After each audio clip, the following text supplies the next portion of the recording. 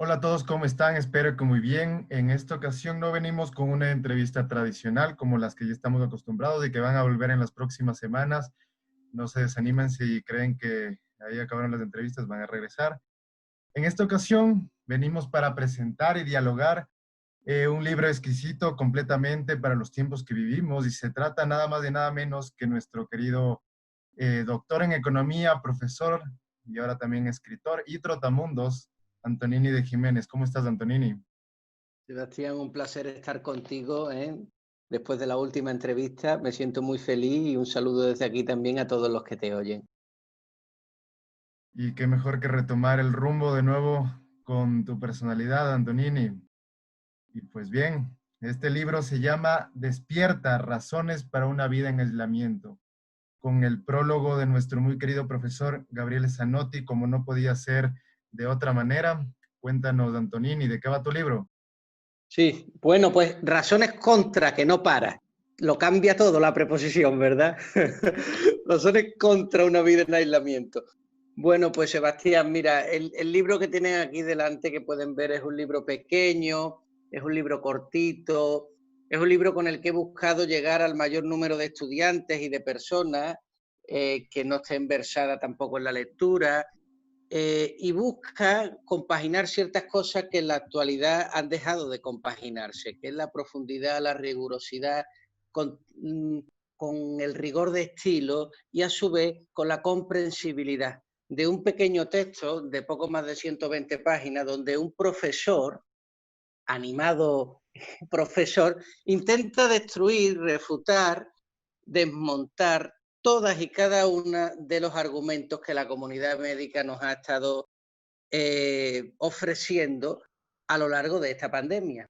Está escrito, como tú que lo has leído podrás observar, está escrito en una especie de diálogo socrático, ¿no? Platónico, entre un profesor y los estudiantes, y él va refutándolo. Entonces, muy pertinente por el momento histórico en el que estamos, es muy adecuado, porque a mi juicio, hombre, sería ideal que lo dijeran los lectores, pero esto ya lo están haciendo además de manera privada y pública en las redes sociales, porque civiliza a las personas, las emancipa y sobre todo porque, y este es quizá el elemento más importante, contribuye de alguna manera al debate público, al debate democrático en el que supuestamente están instauradas nuestras democracias occidentales, que es no solo la libertad de prensa, sino primero y por encima la libertad de pensamiento.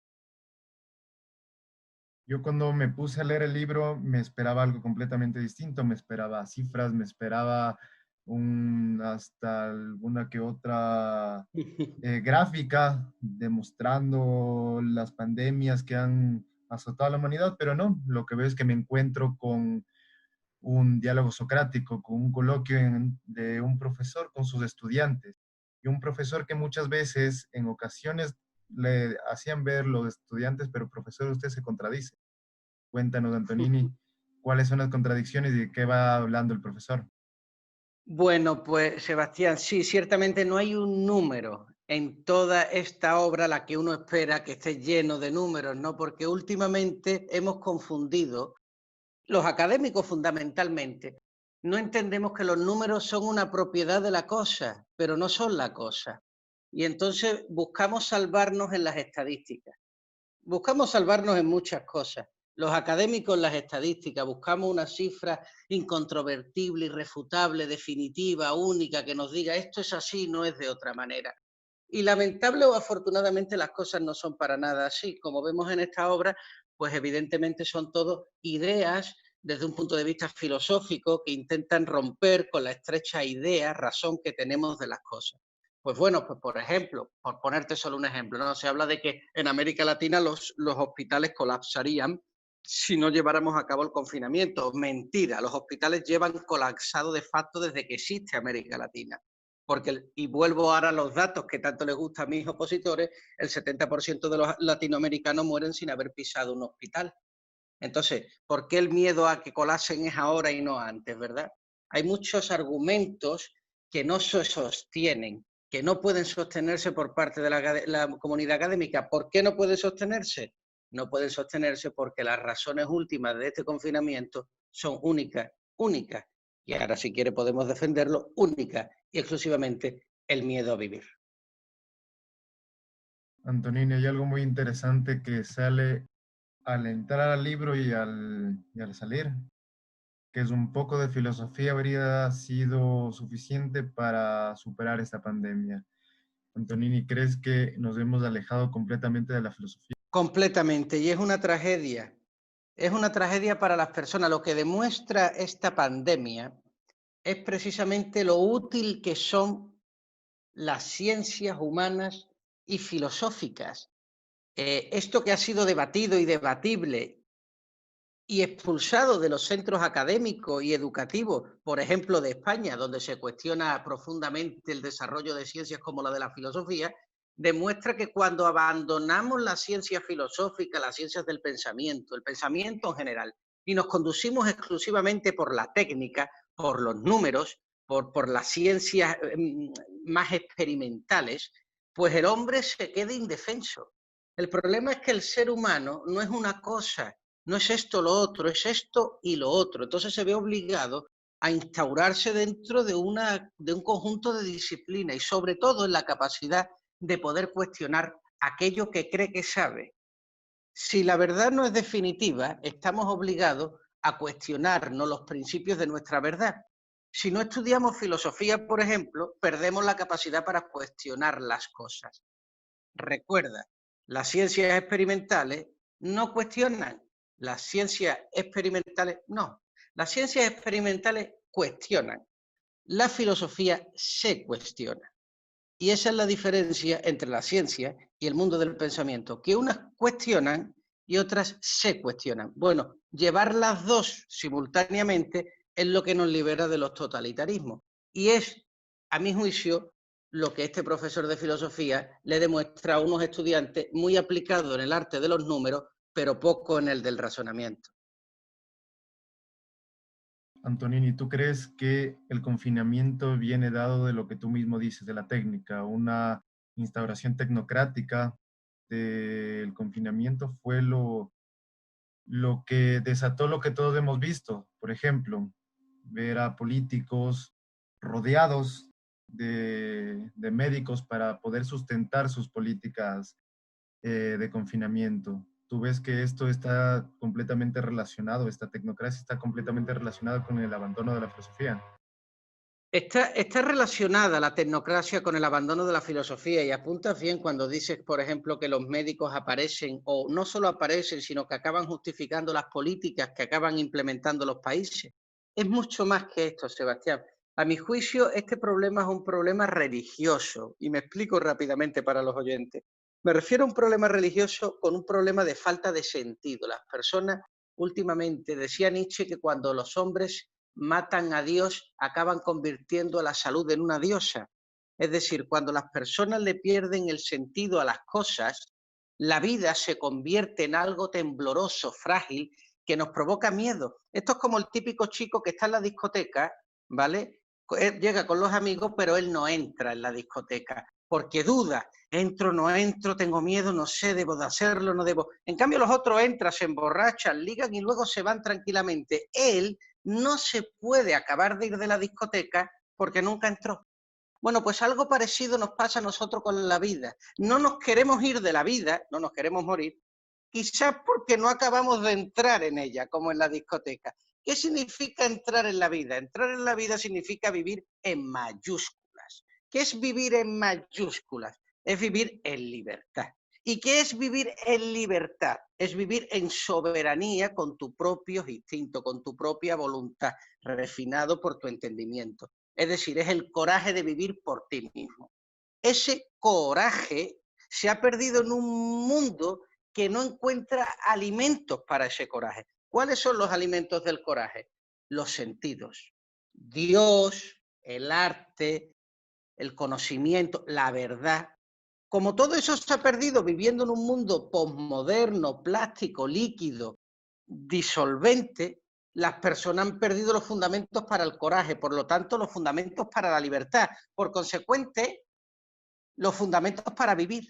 Por tanto, el miedo a estar vivo. Lo que esta pandemia provoca es que las personas no es que tengan miedo a morirse, es que tienen miedo a vivir y como tienen miedo a vivir, entonces no se quieren morir. Lo que buscan es evitar la muerte a toda costa. Por lo tanto, Sebastián, es una excusa aquella que dice que nos escondemos para proteger a los viejos. Mentira, nadie le ha preguntado a los viejos y los viejos son los que más sufren estando confinados. O sea, que no me trago esa patraña. Antonini, ¿qué hay entonces de la seguridad? Tú tratas algo muy puntual en tu escrito, y de hecho voy a citarlo, que hablas precisamente de la seguridad y dices, tomar decisiones comunes no solo es prioritario, también es inevitable. A pesar de lo que sostienen algunos hooligans de las utopías, no hay sociedad que se sostenga desde un rígido autoritarismo ni desde la completa ausencia de normas. La vida es una combinación de libertad y seguridad. La buena vida reside en una inteligente combinación de ambas. Antonini, ¿cómo se combina la libertad y la seguridad? Pues esa pregunta, Sebastián, diría que es la pregunta más importante que hay en el libro. Y quizá es la cita más bella que has hecho. ¿Cómo compaginamos libertad y seguridad? Es decir, ¿cómo hacemos? Mira, compaginar libertad y seguridad. Lo que voy a decir puede sorprender y puede, digamos, tirarse de los pelos a algunos de tus oyentes. Lo que voy a decir podría ser una blasfemia dentro del ámbito libertario. Pero yo estoy convencido que es así. Creo que precisamente en los ámbitos libertarios, pues donde uno tiene que decir lo que piensa, sino qué ámbito libertario es ese. Yo pienso que la libertad no se puede entender sin la seguridad y la seguridad no se puede entender sin la libertad. De hecho, no hay y no habrá nunca. Y todos los ejemplos que se encuentren serán truqueros, como cuando dicen Hong Kong, Singapur, etcétera. Ahí hay muchas excepciones, muchas. No hay país que sea completamente libre, entendiendo completamente libre, donde la libertad de mercado campa a sus anchas, ni completamente regulado, donde hay pues no sé, un gobierno socialista donde ninguna acción espontánea derivada del mercado exista. No, lo importante no es que haya libertad y seguridad. La cuestión aquí es qué libertad y qué seguridad, para qué cosas vienen encausadas. ¿Para el progreso y el crecimiento o para el empobrecimiento? Hay países donde la libertad económica tiende hacia el desarrollo. Véase Estados Unidos, véase Noruega, véase Alemania. Hay países donde la libertad económica lleva al empobrecimiento. Véase Colombia. Y alguien me va a decir, Antonini, ¿entonces está en contra de la libertad comercial en Colombia?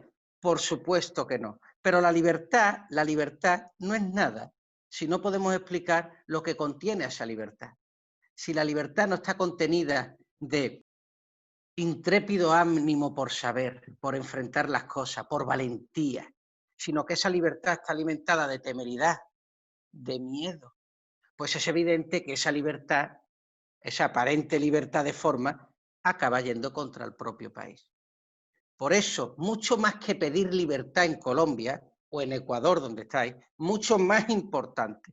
Lo que hay que elevar son los espíritus de los estudiantes, el espíritu de las personas, combatir sus miedos. Y luego la libertad llega por sí misma, porque es la respuesta insaciable a un ánimo duradero como estos. Pero no podemos pedir la libertad como si ésta viniera a limpiar nuestros pecados. No, no, no. La libertad no es algo que se compra, te frotas y ya estás limpio. No, no. La libertad es un ejercicio. Siempre viene después, nunca antes, después de que tú has hecho los deberes. Antonini, acabas de dar en el clavo y hablaste sobre la libertad. La libertad y como la misma tradición liberal, la tradición libertaria habla, es un derecho inalienable con el cual cada uno nace. ¿De dónde sale la seguridad? ¿Quién nos da la seguridad? ¿Viene también de nosotros mismos? La seguridad, sí, la seguridad viene de nosotros mismos. El problema aquí, Sebastián, es que nosotros tenemos que hacer una disección. Imagínate, mi cuerpo ahora mismo, ¿no? Pártelo por la mitad y una mitad pertenece a mi intimidad. Es el Antonini íntimo, el Antonini del mercado, el Antonini que se relaciona de manera espontánea con los otros. Es el mundo es el mundo, pues no sé, del arte, de la creatividad, de la literatura, de la poesía. Pero luego hay otra mitad mía, que no es mía, sí, bueno, es mía, pero no me pertenece a mi intimidad, sino que pertenece a los otros. Es el mundo del mercado. Si yo no voy a la universidad, mis estudiantes no aprenden. Es el mundo del derecho, yo para respetar el derecho de una persona, yo tengo que reconocer la propiedad de la otra persona. Ese es el mundo del derecho, ¿entiendes? Entonces, nosotros tenemos dos mitades. Una mitad que corresponde al mundo y otra mitad que corresponde a nosotros. Por eso es de cobarde y de traicionero decir que las personas tienen derecho a encerrarse durante el COVID. Mentira. No tienen derecho a encerrarse con el COVID, o mejor dicho, solo tienen derecho a encerrar su única mitad, aquella mitad que solo corresponde a su vida personal. La otra está aplicada al bien e interés de los demás. Ahora, esto no quiere decir que se vea esclavizado y obligado a salir. Esto lo que nos demuestra es que somos una sustancia bipolar y que esa bipolaridad solo se reconcilia, no se enfrenta. No es si gana una u otra, es si se reconcilia. Cuando se reconcilia, mis intereses particulares coinciden con los intereses generales. Esto parece mucho a Adam Smith, ¿verdad? ¿Se parece mucho esto a Adam Smith? Por lo tanto, Adam Smith no habla de que solo somos una parte, somos las dos. Y las dos tienen que simultáneamente llevarse adelante. Por cada grado de libertad, decía el maestro Escotado, aparece otro grado de seguridad. Es consustancial en la naturaleza humana. Es decir, la libertad, sí, pero ¿para qué? ¿Cómo? ¿Y hacia qué? Ha habido, por ejemplo, personas libertarias, no voy a dar su nombre porque otros son maravillosos, que al principio de la pandemia estaban a favor de la intervención del Estado por el tema del COVID. Bueno, esto demuestra claramente cómo la intervención también está inscrita en sus propias venas. Antonini, algo que me quedé atónito en el momento de leer fue con la facilidad que ibas introduciendo ciencia económica desde la voz del profesor. La voz del profesor te hablaba de precios y te hablaba de algo muy importante que es el costo de oportunidad, un concepto económico básico. ¿Cuál ha sido el costo de oportunidad de ya cuánto, 9, 10 meses que estamos metidos en estos? ¿Cuál ha sido el costo de oportunidad para la humanidad? Pues mira, Sebastián, solo con esa pregunta que tú me estás haciendo, yo no hubiera necesitado escribir este libro. Si esa pregunta que tú me estás haciendo tan oportunamente ahora, se la hubiera hecho la humanidad, una pregunta aparentemente tan inocente, tan desapegada de prejuicio, yo no hubiera necesitado escribir este libro, que es, bueno, ¿cuál es el coste de oportunidad de esto que estamos llevando a cabo? Es muy interesante la pregunta por una razón. La razón es la siguiente. Las personas solo nos diferenciamos de una cosa de los animales, que tenemos que renunciar, que renunciamos, que tenemos que decidir, y decidir es renunciar. Los animales no deciden, los animales son decididos por el instinto. Somos nosotros los que decidimos. Bien, decidir es aceptar que hay algo que vas a perder. Por lo tanto, la ciencia económica lo que intenta humildemente es decir, bueno, intenta que lo que pierdas sea menor que lo que ganes. Para eso, nosotros tenemos que saber lo que vamos a ganar y lo que vamos a perder, y luego compararlo.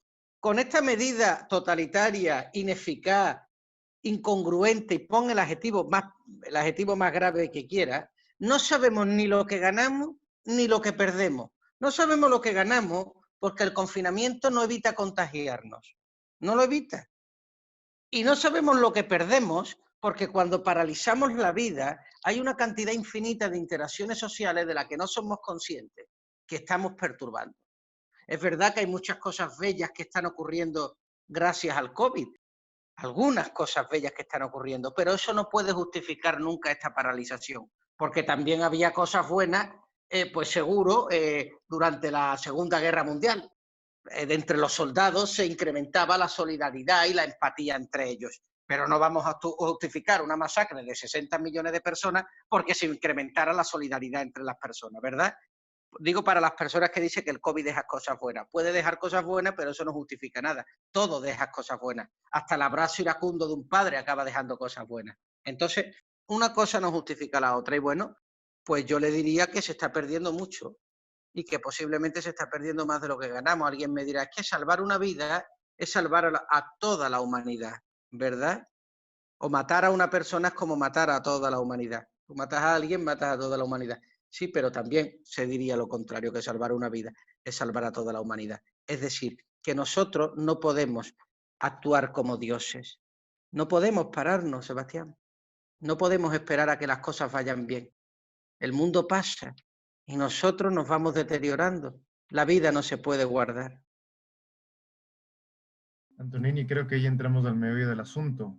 Has mencionado la vida. ¿Cómo se te ocurre hablar sobre la vida y la economía? ¿Prefieres la economía por encima de de unas cuantas vidas? Eres no tienes empatía, dicen algunos. Tú en el libro mencionas que es un falso dilema. ¿Por qué es un falso dilema? Es un falso dilema, Sebastián, porque la vida humana no es solamente vida. Me explico.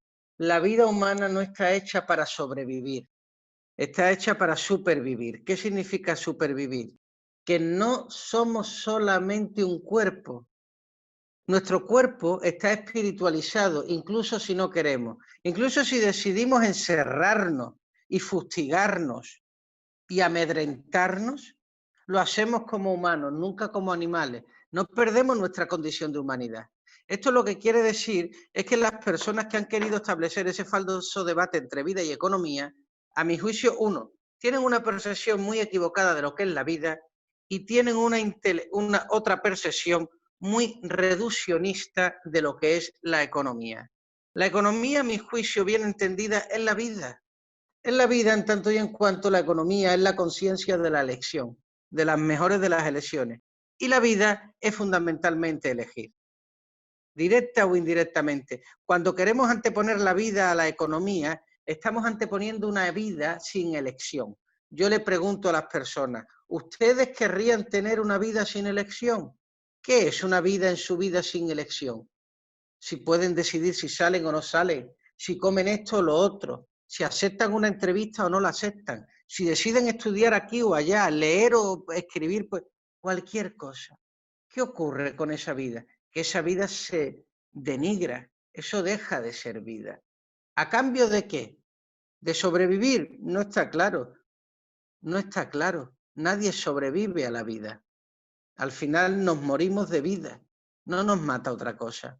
Entonces, por favor, desterremos ese dilema que está basado exclusivamente en el miedo gregario que nos convierte en animales. Estamos obligados a elevarnos de eso.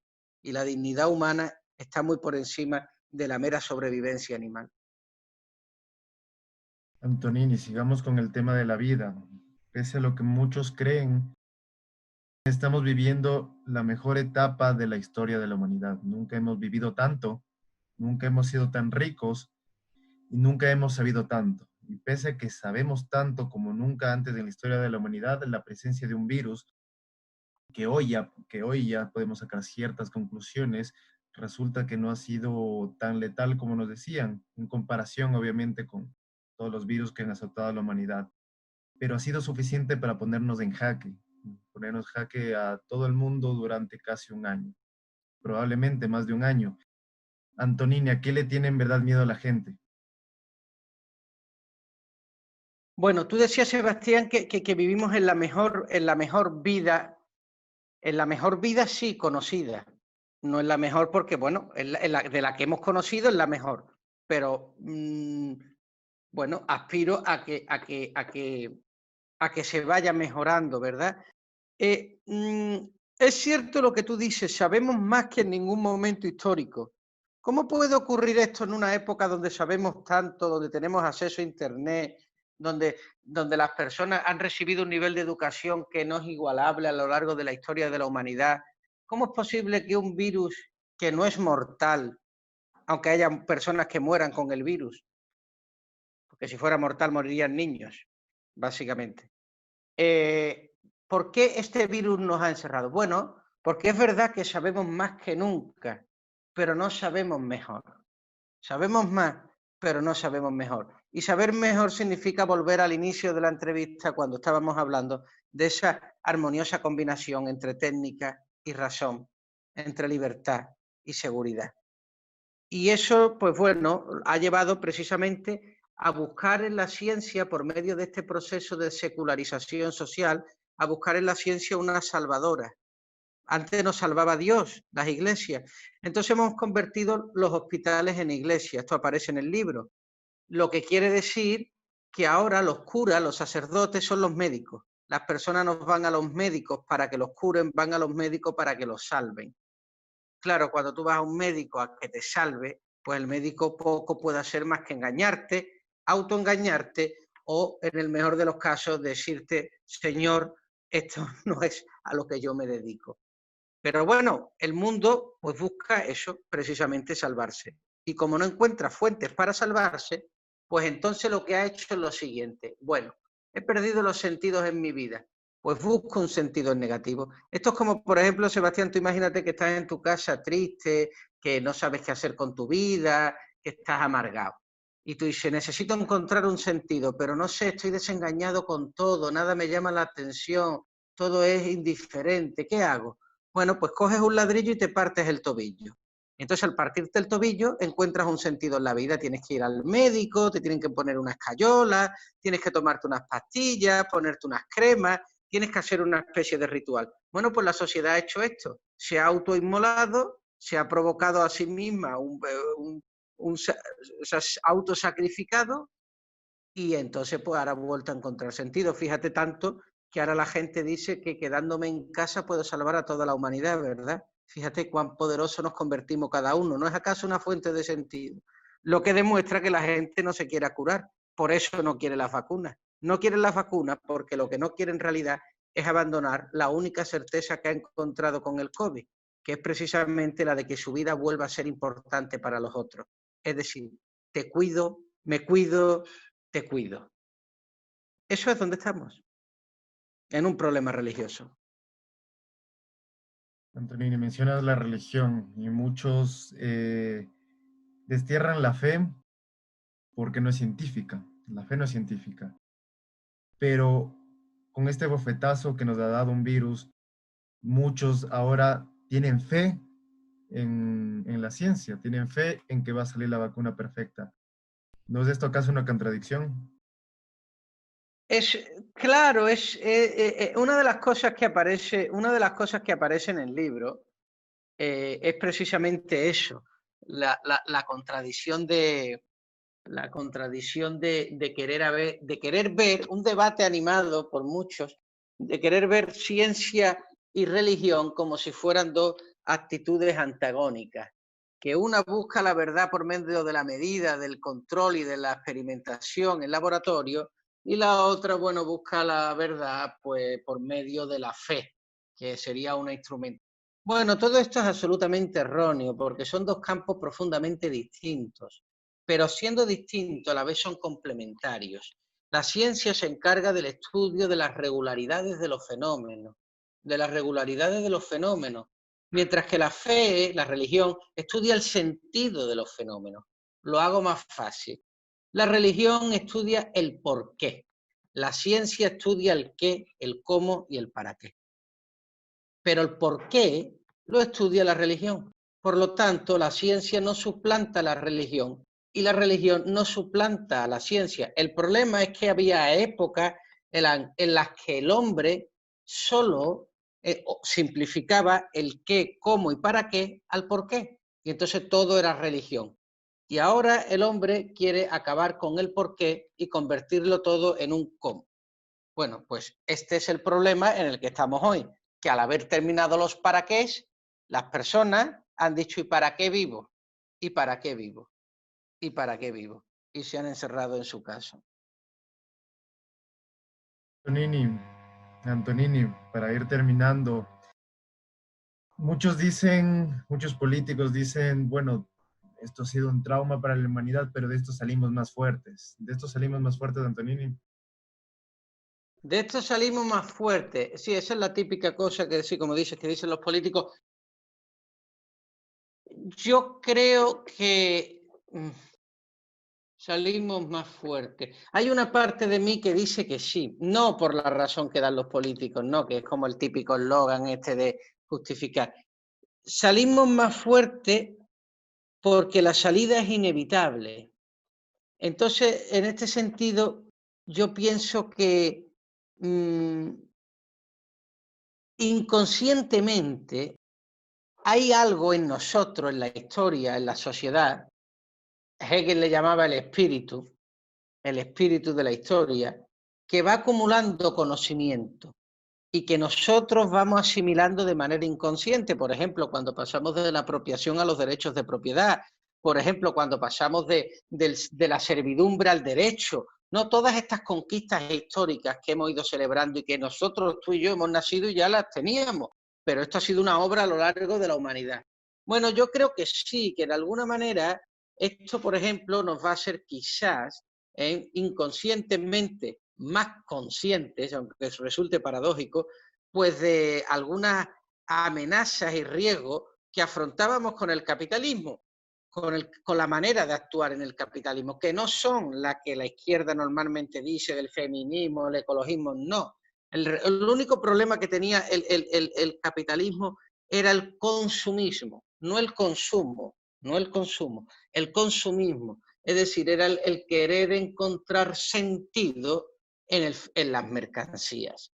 Bueno, era un paso inevitable y el capitalismo, visto desde esa perspectiva, era inevitable. Yo pronostico, y quiero pronosticar contigo hoy, que lo que nos viene en un futuro seguirá siendo capitalismo, pero no seguirá siendo el mismo capitalismo. Seguirá existiendo acumulación de mercancías, pero esa acumulación de mercancías empezará a estar dotadas de sentido, que no son los de la mera acumulación de mercancías. ¿Qué sentido serán esos? Es lo que estamos en condiciones de descubrir y es lo que yo auguro que son estos unos grandes y unos tiempos muy interesantes. Así que nada, bueno, no sé si vas a comentar cómo pueden conseguir el libro y eso, ¿no? Por si hay alguien interesado. A eso mismo iba, Antonini, a eso mismo iba. Ya que hablabas de mercancías, te lo iba a decir. Tienes No consumismo, la, pero consuman. ¿dónde podemos consumir tu libro? Bueno, pero la diferencia entre el consumismo y el consumo es la manera en la que os vaya a relacionar con el libro. Si vais a comprar el libro solo para decir, llevo a Antonini, pues no os recomiendo que lo compréis. Pero si vais a comprar el libro para leerlo, entenderlo y haceros mejores, entonces os animo. El libro ahora mismo se puede conseguir en Amazon, ¿vale? Pues ponéis Despierta Antonini, lo tenéis en Amazon. Me han dicho ciertamente que el libro es muy económico, lo podéis conseguir en Kindle o físico. El libro físico creo que cuestan $6. Lo que hace a veces que el precio del envío sea más caro que el propio libro. Por lo tanto, yo recomiendo que en obra y gracia de vuestro profe, aunque no sea profe directamente, pero a muchos chicos jóvenes los considero como si fueran mis alumnos potenciales, pues que se reúnan entre ellos en la universidad y en los centros donde están y soliciten pues 5, 6, 7, 8, así los costos de envío pues se les reduce a un único paquete. Y eso sería una opción pues que yo les planteo. En enero, en febrero tendremos ya una nueva edición con la editorial, no por Amazon, con otra distribuidora, pero bueno, mientras que eso ocurre, a mí me pareció que era de emergencia sacar este libro de emergencia, que las personas lo leyesen para que se puedan defender y reconocer pues que hay alternativas al mundo que estamos hoy viviendo. Y bueno, a mí no me cabe duda que después del interesante diálogo que nos has dado, al igual que el profesor, si quieren saber quién es el profesor, por favor, vayan a Amazon y averigüen quién es el profesor, no se van a aburrir. Como yo mismo te decía antes de empezar esto, me comí el libro en 3 horas y después quedé tan atónito que lo puse en audiolibro. Así que desperdicio no tiene.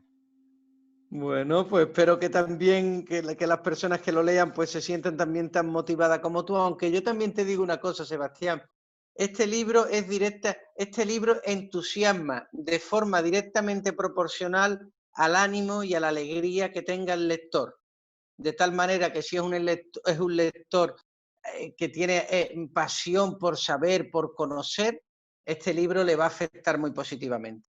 Así que os animo a todos para que lo hagáis. Y algo que quiero añadir yo, que muchos pueden escuchar esto y ver las ovejitas con la mascarilla que van hacia el matadero. Y muchos pueden pensar que esto se trata de un libro que va del negacionismo, el negacionismo del virus, y no es así. Una cosa es ser escéptico, otra cosa es ser negacionista. Quería poner eso, enfatizarlo, porque muchos pueden pensar mal y hay algunos Muy que pueden bien, ver la portada y pueden decir, yo no lo leo porque no voy es a consumir negacionista. teorías de la conspiración. Exacto. Claro, nada, nada. Eso sí es una cosa muy interesante. Antonini nunca, jamás en la vida, mientras que se mantenga con dignidad, apelará a una teoría de la conspiración. Jamás, nunca. Ni de extraterrestres, ni de nada por el estilo. O sea, que no penséis, por ese sentido, gracias por apuntarlo, no es negacionista este libro. Antonini no solo cree, sino que sabe porque lo ha leído. Existe el COVID, no solo no tengo problema en aceptarlo, sino que existe, da igual si tuviese problemas, las cosas son lo que son. Yo lo que explico son las condiciones sociales del virus, la manera en la que el ser humano lo enfrenta, no el hecho del virus en sí. Eso es absurdo negarlo y afirmarlo tampoco nos ayuda para nada. O sea, que nadie crea que porque afirmemos que existe el COVID, automáticamente ya tenemos que aceptar la retahíla de opresiones que nos ha circundado. Así que, por favor, levanten ya los gobiernos del mundo esta cuarentena atroz, antidemocrática y antivida. Aquellos que realmente están contra de la vida son aquellos que apoyan el confinamiento. Y si quieren entender por qué ser pro vida y ser anticonfinamiento está relacionado, aquí les invito a que lean el libro. Si no les convence, bueno, estoy dispuesto a conocer sus argumentos y debatirlos si ellos consideran oportuno. Bueno, creo que con esos cierres nos queda totalmente claro cuáles son las perspectivas que apuntaste al escribir el libro, por qué ir a leerlo y sobre todo por un precio tan ridículo en Amazon que solamente cubre la estadía en la plataforma. Eso sería todo por mi parte, Antonini. No sé si tú quieres añadir algo. Pues nada, simplemente agradecerte, Sebastián, la oportunidad, a animarte a que continúes con esa serie de entrevistas tan interesantes que has estado realizando en este tiempo, que contribuyes de una manera para nada silenciosa al debate cultural, al refuerzo y vitalización de las ideas liberales y libres en general. Y bueno, y a darte mi enhorabuena por ese trabajo tan profesional y espléndido que haces siendo tan joven como eres, que no está reñido, pero desde luego le da mérito a tu obra. Así que enhorabuena. Y enhorabuena porque gracias a esta presentación anunciamos que van a regresar las entrevistas en menos de lo que pueden esperarlo. Bueno, eso sería todo por mi parte. Le hemos presentado aquí un libro que es totalmente indispensable para entender el mundo en el que vivimos. Y eso sería todo y nos vemos para la próxima.